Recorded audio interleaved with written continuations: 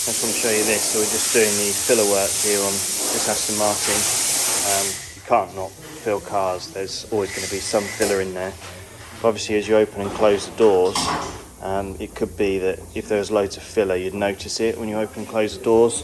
Same with the bonnet when it's lifted up, it would be noticeable. So what we do, it's only a very small thing, but it makes all the difference to the final product, is we use a lightweight filler on anything that's aluminium.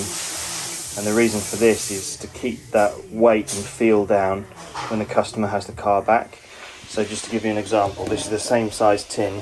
This is a very dense filler, and that's about 5¼ kilos. Whereas the lightweight filler that we've got here,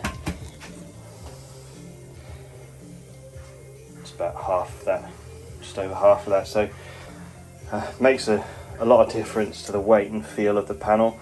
Very small detail, but it makes all the best jobs feel like their original panels, and that's what we're after.